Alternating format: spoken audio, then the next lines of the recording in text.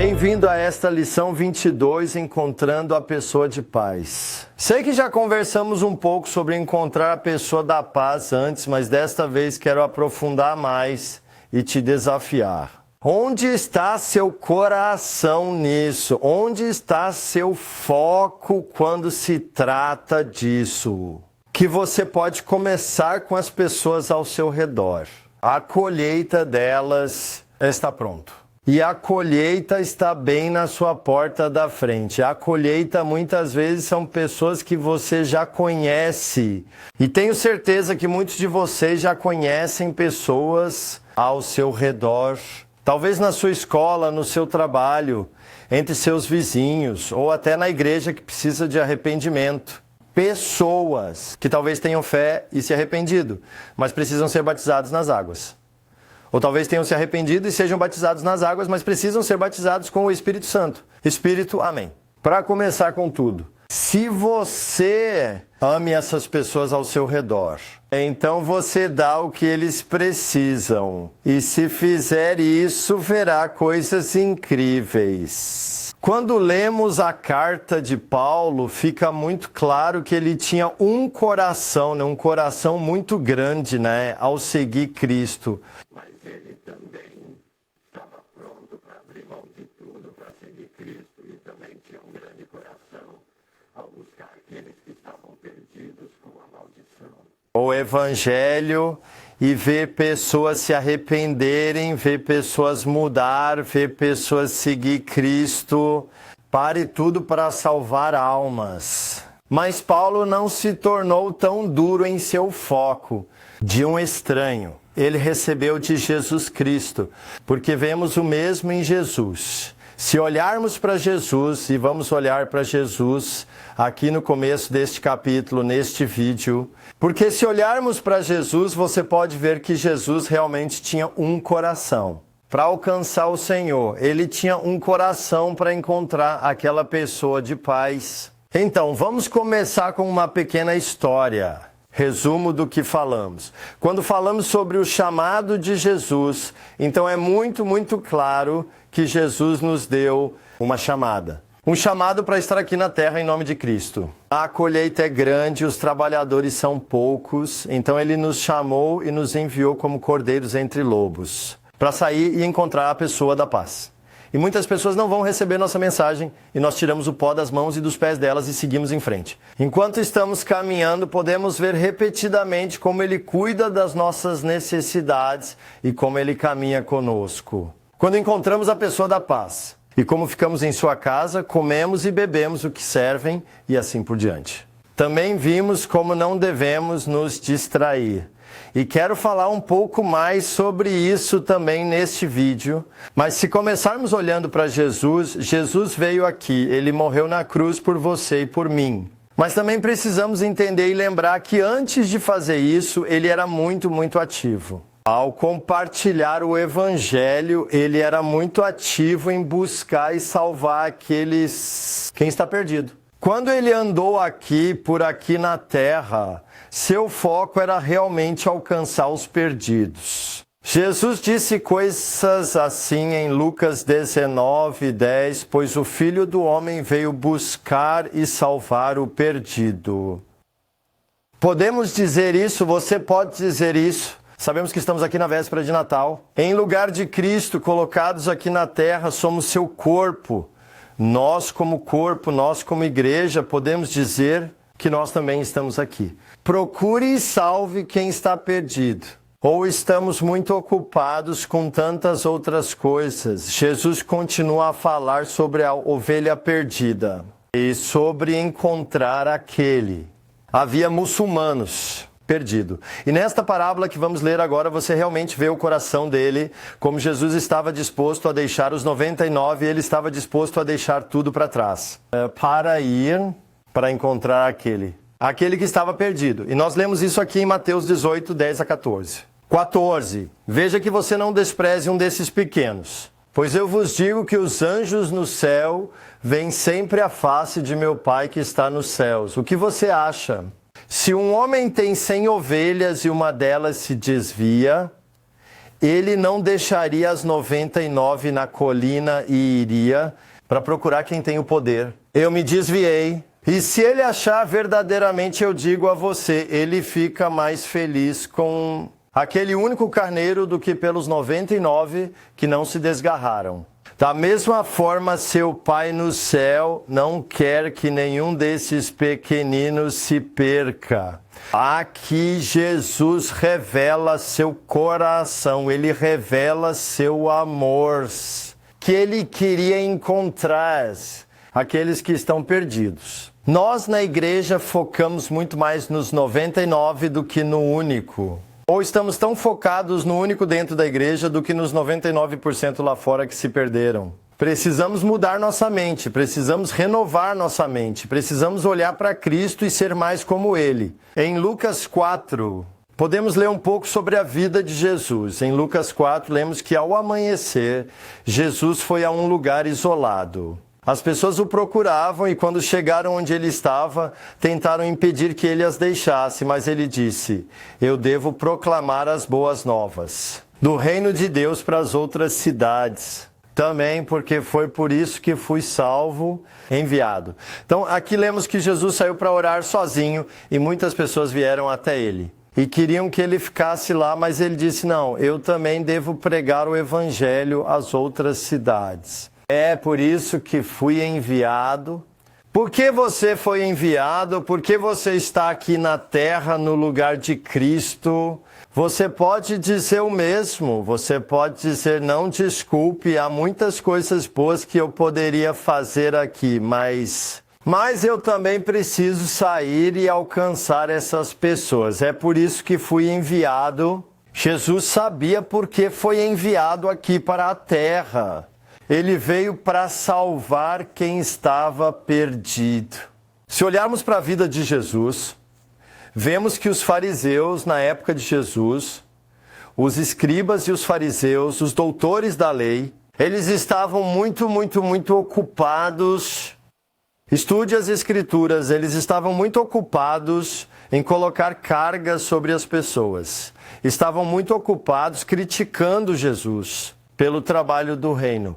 Porque enquanto eles estavam muito ocupados estudando as Escrituras, Jesus estava muito ocupado, fazendo o trabalho de seu Pai. Foi por isso que ele foi enviado. Não sou contra estudar as Escrituras, mas as Escrituras devem levar à obediência, como já falamos. E nós precisamos estar mais ocupados na colheita. Precisamos realmente entender toda a ideia daquele que está perdido, da pessoa de paz. Como já falamos, deixe-me ler algo do meu livro, O Chamado de Jesus.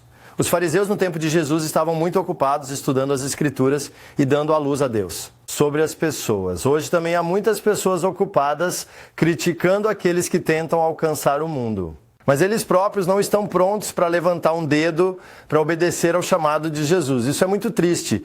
E isso é o que os fariseus no tempo de Jesus também gostam só de criticar as pessoas. Os fariseus estavam ocupados criticando Jesus pelo que ele estava fazendo, enquanto eles próprios não estavam dispostos a se esforçar para alcançar os perdidos.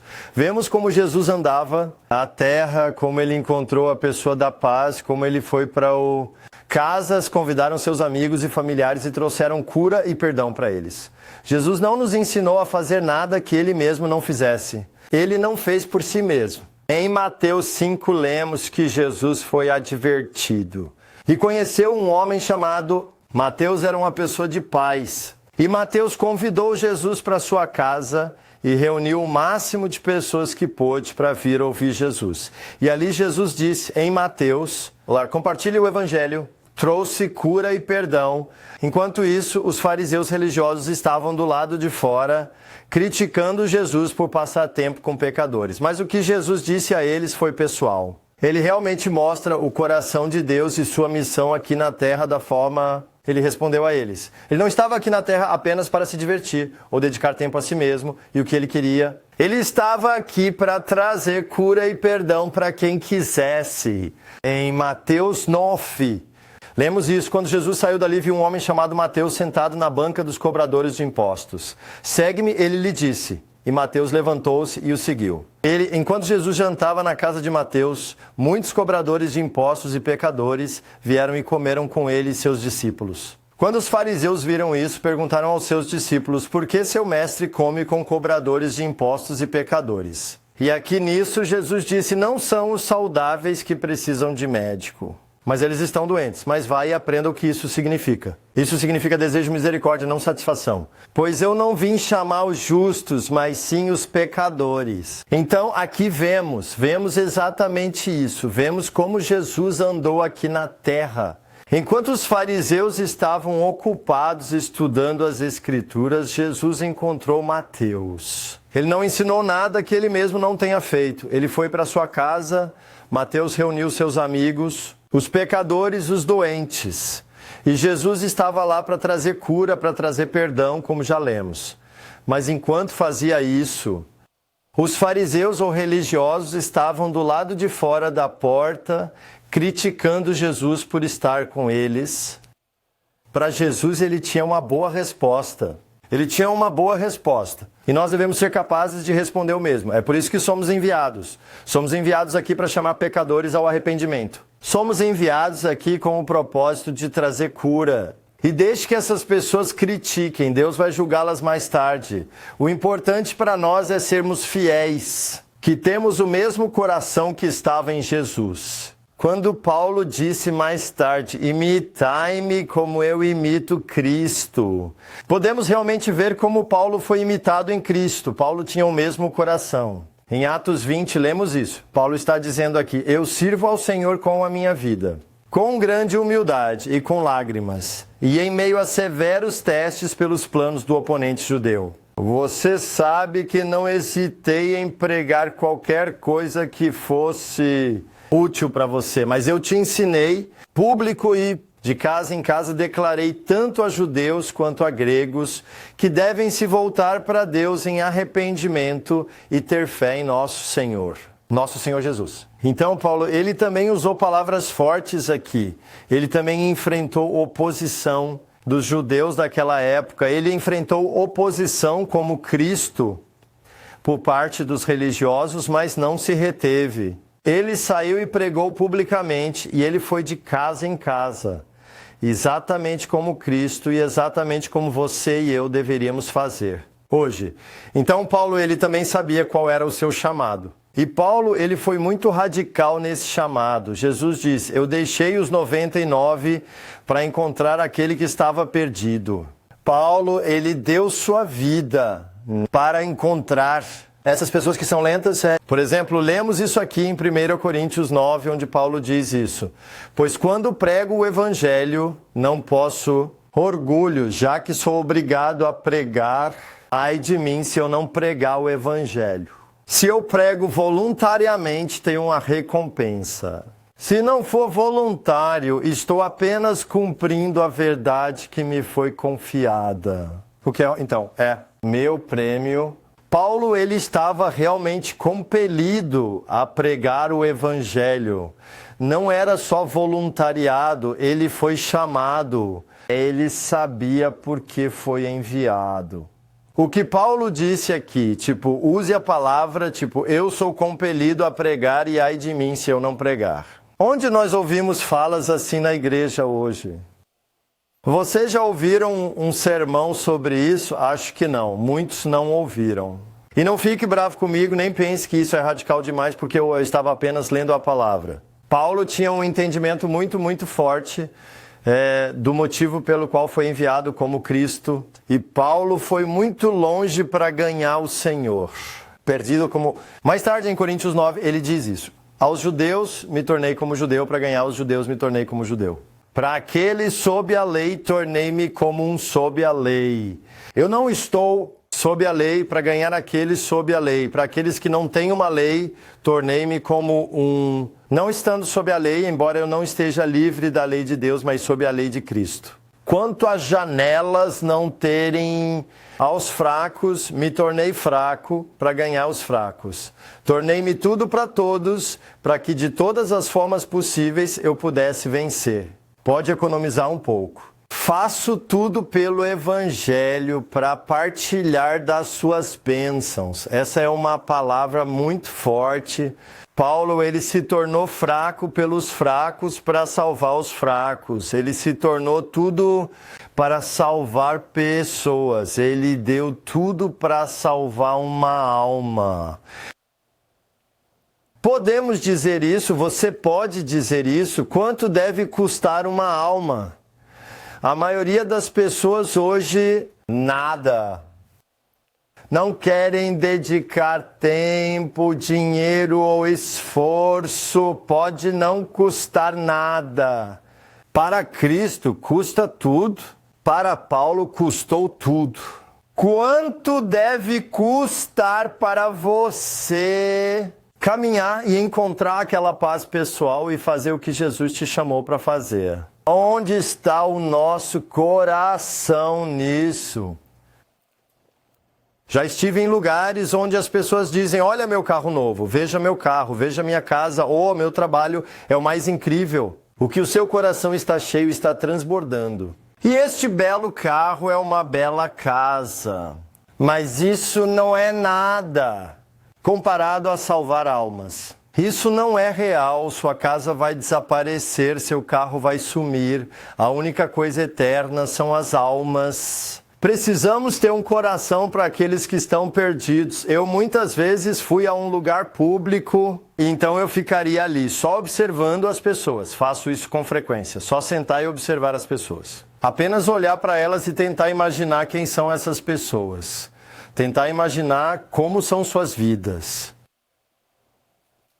E então tente imaginar que eles estão perdidos. Que estão caminhando sem a verdade. Que eles estão a caminho do inferno agora. Eles estão perdidos e eu estou aqui com a verdade. Eles estão perdidos e você está sentado com a verdade e não faz nada para avisá-los. Não gostamos de falar sobre isso, mas isso é real. Esta é a realidade, é assim que as coisas são. E a resposta não é fechar os olhos e os ouvidos e fingir que não é assim que as coisas são, é assim que as coisas são. E nós não queremos pensar nisso porque aí pensamos que enlouquecemos.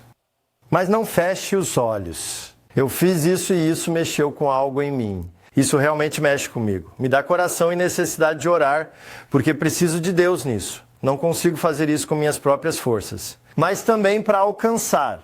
Quero ler algo sobre isso no meu livro aqui. Não tenha medo de abrir os olhos e entender que as pessoas estão perdidas e que você as perdeu. Tem uma responsabilidade. Você deve ter cuidado para não terminar em medo e palavras, porque não é aí que devemos terminar. Você também não deve fechar os olhos e fingir que as pessoas não estão perdidas.